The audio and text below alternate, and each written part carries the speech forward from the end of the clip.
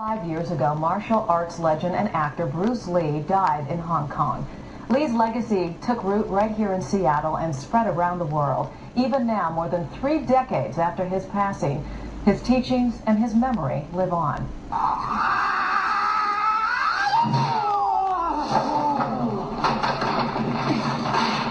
Bruce Lee was larger than life, carving a path that would take him to Hollywood and beyond.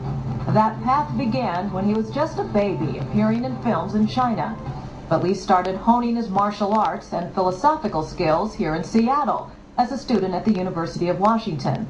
That's where he also met his wife, Linda, a Seattle native and Garfield grad. He developed his own style of martial arts called Jeet Kune Do, and he opened his first school here. There are a number of books showcasing Lee's philosophy, including The Tao of Jeet Kune Do and The Warrior Within. But the lights of Tinseltown beckoned, and Bruce Lee followed. A role as Kato in The Green Hornet led to Hong Kong and a lucrative movie career, culminating in the film that skyrocketed him to global fame, Enter the Dragon. Sadly, Bruce did not live to enjoy the fruits of that success.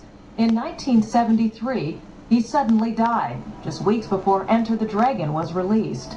He was just 32. Bruce Lee's legacy spread to his family, his wife Linda, son Brandon, and daughter Shannon. After first shunning martial arts, Brandon Lee ended up following in his father's footsteps. He appeared in several films, most notably Rapid Fire, which showcased his own excellent martial arts skills. But his role in The Crow, a dark movie based on a popular comic book, ended tragically. Brandon died after being shot with a malfunctioning stunt gun in 1993. Brandon was just 28. Bruce and Brandon are buried side by side at Lakeview Cemetery here in Seattle. Thousands of fans make pilgrimages to the grave sites every year to pay their respects. And the Bruce Lee Foundation strives to keep Lee's legacy alive. The foundation has planned a big celebration in Seattle this weekend to mark the 35th anniversary of his death and the success of Enter the Dragon. And joining me now are Lee's widow, Linda Lee Caldwell, and his daughter, Shannon Lee. Thank you so much for being here. It is an honor to have you here this morning. Thank you. When we hear the name Bruce Lee, we usually think martial arts, but he also had an amazing philosophical sense. He wrote several books on philosophy. Can you tell us about that as well? Yes. First of all, you're right. Most people think of him firstly as a martial artist. And I think over the years, one of the things that has been keeping his legacy alive is that people learn about his deep philosophical sense. He was a philosophy major at the University of Washington, and he always continued to gain knowledge in various areas of philosophy, not just Chinese, but all Western, Eastern, ancient, modern, and developed through that his own philosophy. He truly was a seeker. Yes, he was. What are some books that you would recommend if people would like to find out more about that? Well, as it was mentioned, The Tao of Jeet Kune Do has a great deal of philosophy in it as well. And the book, he actually wrote one book called The Philosophy of Kung Fu back in 1963. And the other books that have been published about Bruce have been compiled from his notes. The Tao of Jeet Kune Do is an essential one to understand Bruce Lee. All right, thank you, Linda. Shannon, you were so young when your father died. Can you tell us about some of your memories with him?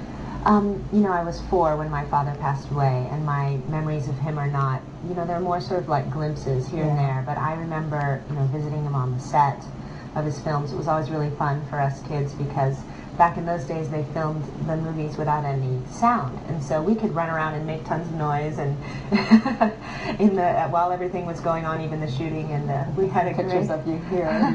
that, and we had a great time. So he was a very playful and energetic and loving father. What a funny memory now that we know in the true background of some of those movies there's kids screaming and running around in the background. That's a great image to have.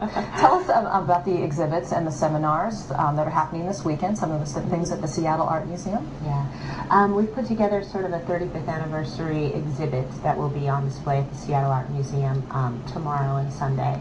And, you know, we've sort of focused the theme to be around the 35th anniversary, so things from 1973, as well as Enter the Dragon, since it's also the 35th anniversary of that film. And so there will be some memorabilia on display from the film, some notebooks, some promotional materials from the film. What are we seeing here now? Which movie is this? This is Enter the Dragon. It is Enter the Dragon? Yes. And by the way, that scene with the young boy right there is some of the philosophy that Bruce injected into the film. Yes. He did work that hard to get that through his Yes, films he as did. well, didn't Yes. he? Well, we don't want to forget to talk about Brandon as well. He also died at a very young age while filming a movie in an accident. Can you tell us about some of the precautions and some of the safety standards that have changed because of his death? He was filming in North Carolina, and at that time, 1993, North Carolina did not have the same safety measures in place as they do, say, filming in California. And at that time, when that happened to Brandon, OSHA came in, and they did install new safety measures in filming outside of California. Yeah, and also, you know, I did a little bit of acting several years ago, and I found that there was just a lot more awareness on film sets in general after that. Well, that is encouraging to hear. Have you ever been encouraged to follow more in your father's footsteps? You know, I did my own acting, and I did some action films. I did a film in Hong Kong, and I was on martial law, and I did a few different things like that. And it was a lot of fun, but I sort of decided to take a little break. I have a daughter of my own, and so Not a good time for it right now. Yeah, who knows? You never know what the future holds. Can be seeing more of you. I'm curious, too, Shannon, what is it that you would like people most to remember about your father? You know, I think that for me, it's the totality of his legacy, that his legacy is sort of one of breaking barriers, and as you say, being a seeker, and then not only seeking, but then putting that into action, and sort of what that can mean for somebody, how they can take that and then really affect the world, essentially. Thank you, Shannon. And briefly, you too, Linda. What is it you would like people most to remember about Bruce and Brandon? You know, following up on what Shannon said, I think there is something about Bruce Lee that almost every person can relate to, whether it's the physical side, his martial arts abilities, his skills, to pursuing a passion. And that was what Bruce was all about. He put into action what his passion was. All right. Thank you so much for being here. It's going to be an exciting and I'm sure bittersweet weekend for both of you. So we appreciate you taking the time to come in. We have some more information